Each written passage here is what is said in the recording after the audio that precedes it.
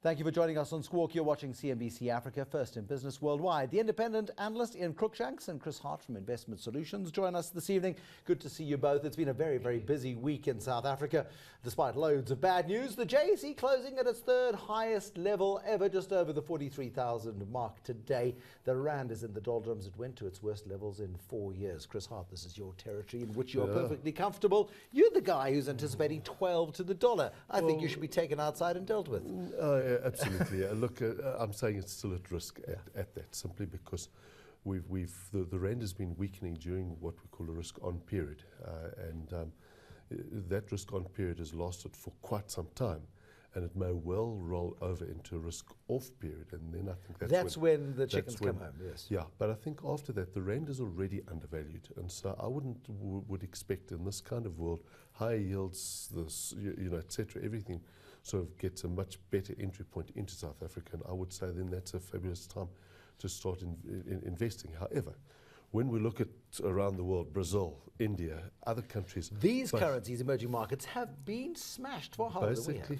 Basically, the two common factors: budget deficits, current account deficits, and South Africa's got that twin deficit problem, as is India, as has Brazil, to a lesser extent. But we are seeing that factor coming in, and so we need to actually see the rand.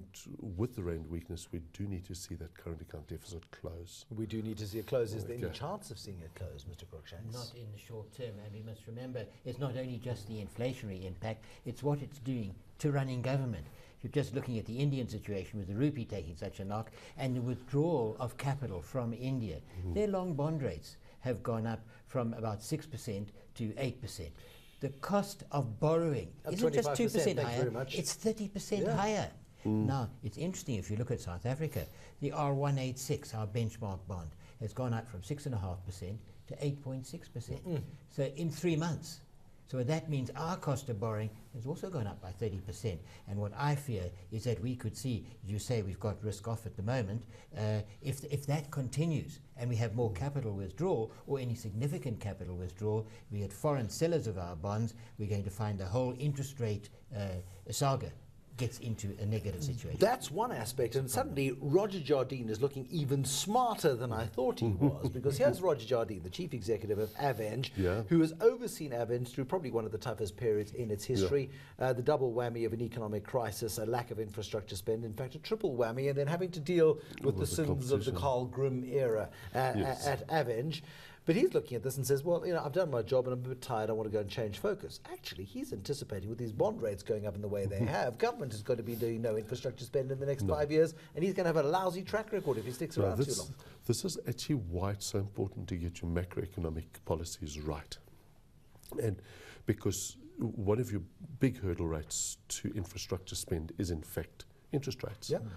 And we didn't do it in low interest rates. How the hell are we going to do it in higher interest rates? Well, the point is that we had good economic policies up until 2008. And since 2008, there's been an erosion of that.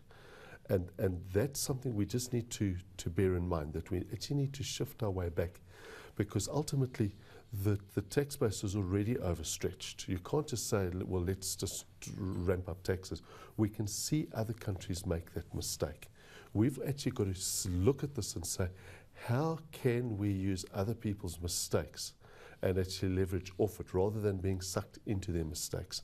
And unfortunately, we emulate what's being done overseas. So US has Enron, they come up with Sarbanes-Oxley, we try and fit into that. And we should say, that's your own goal. We should try and make ourselves a haven from that rubbish, but we don't. We should. Let's talk some of the big stories. Roger Jardine's departure this week, a bit of a shock, I thought. Nice guy, terribly bright, very capable. He's been in the job for the last 5 years, pulling out of Aveng. Does it bode badly for the construction sector, do you think, that he doesn't see enough of an exciting future and a beneficial future for himself and his family at Aveng to stick around? Well, he's had huge pressure, personal pressure, business pressure, from the board as well, so the reports say. And some speculation, was he jumped or did he, or did he push? Well, I believe he took this decision on his own accord, but the board must have approved it. So one's unsure about You that. never want a chief executive who doesn't want to stick around. So, you know, when he says, I want to go, you let him go. That's right. I had a good 10-minute chat with him yesterday, and I'm pretty convinced he jumped, simply because he's taken a look at this mess and gone, you know what, he doesn't want to be tainted by further involvement in the construction sector, especially with the potential, whether or not it ever comes to fruition, of course, of a Hawks investigation into potential criminal liability of former directors of the business.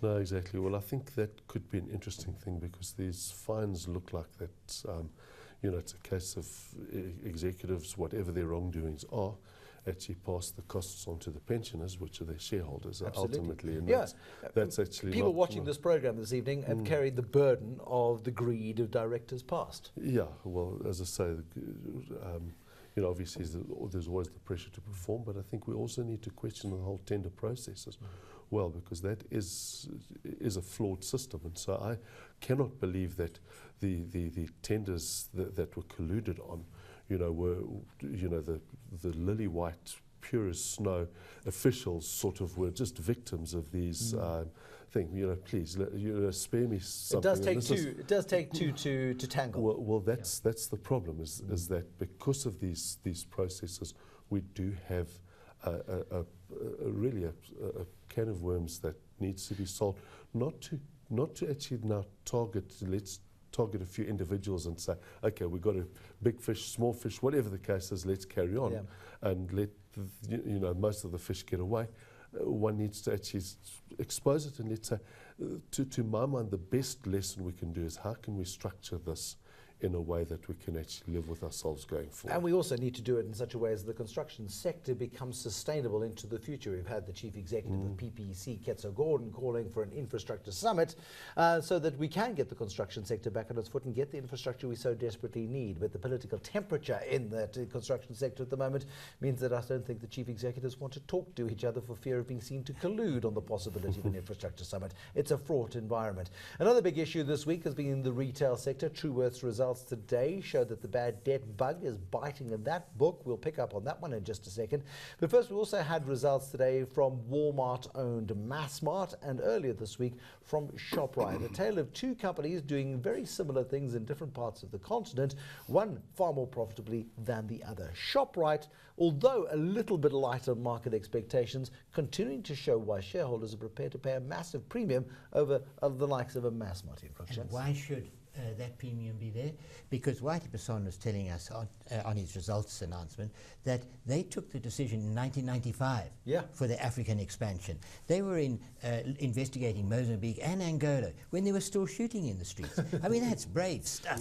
But the price at which they bought their properties really helps their cost structure quite considerably. It's courage, it's having visionary leadership, it's having the belief that things will turn around at some point, and then having the time frames in which you can tolerate taking a bit of pain until these things get sorted out.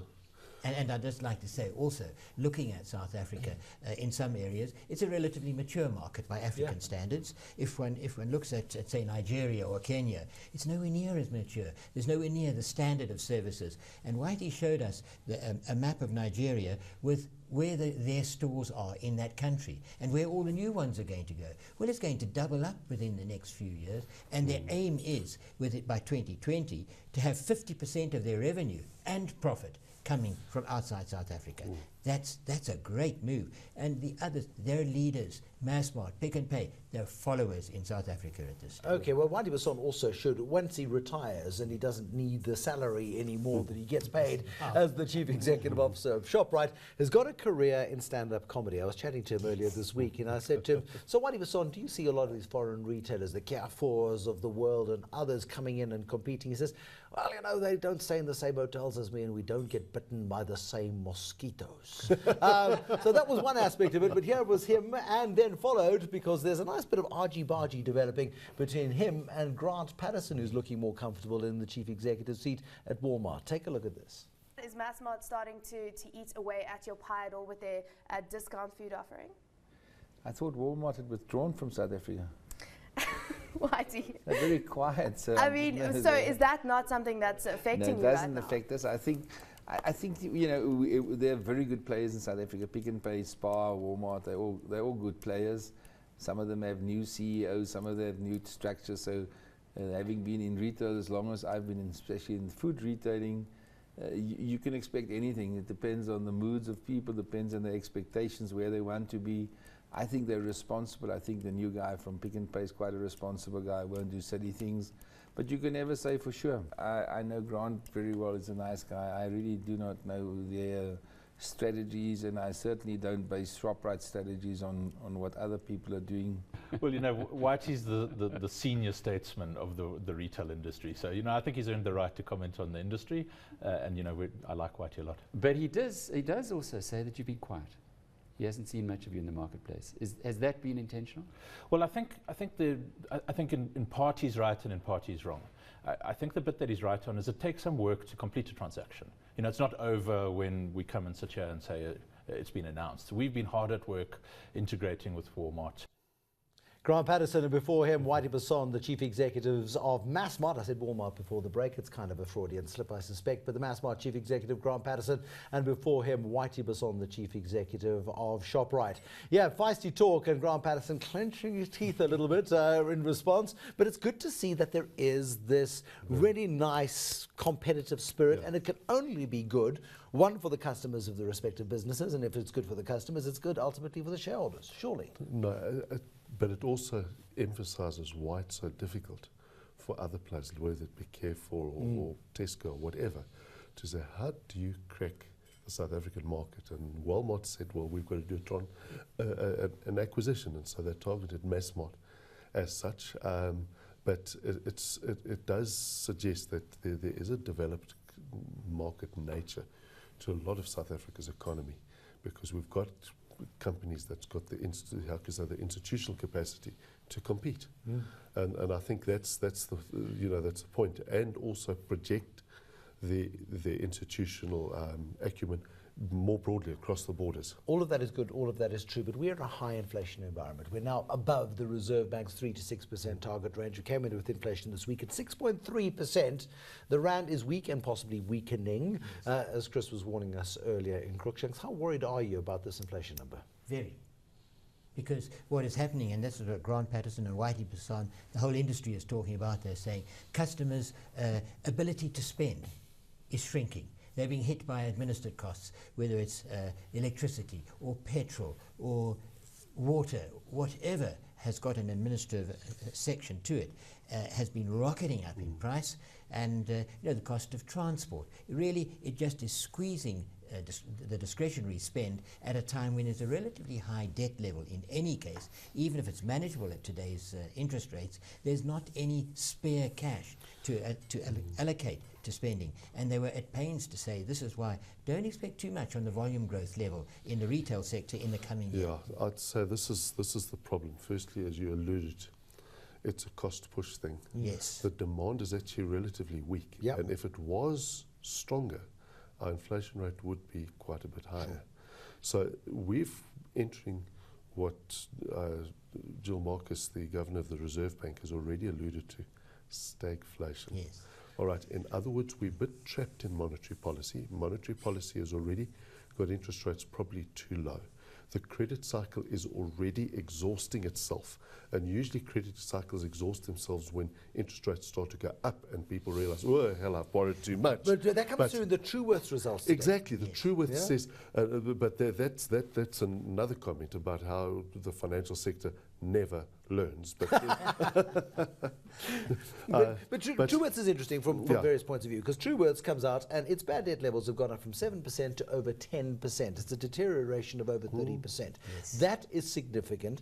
Also, Michael Mark, the chief executive of Truworths, was telling me their inflation within their network, they've managed to keep it to between 2 and 3%. Yeah. Now, you can see that happens because I don't know how, okay, neither of you goes shopping for clothes often. None of us go shopping for clothes often. But you do notice, if you don't go shopping for clothes often, that there is a deterioration in the quality of what's on the shelves as the buyers have to buy down and try and create the veneer of normality. Yeah. What Michael Mark warned me today is that over the next 12 months, clothing prices are going to go up 10% in South Africa. That is the consequence of a higher inflation environment and the weak currency in particular. That is a big impact on South African households. No, exactly. It may give some relief to, the KZN Manufacturers, yes. Western Cape, but to my mind, it's only limited relief. We do not have an industry that really competes, in that space. But basically, there is a bit of a pent-up nature to our inflation,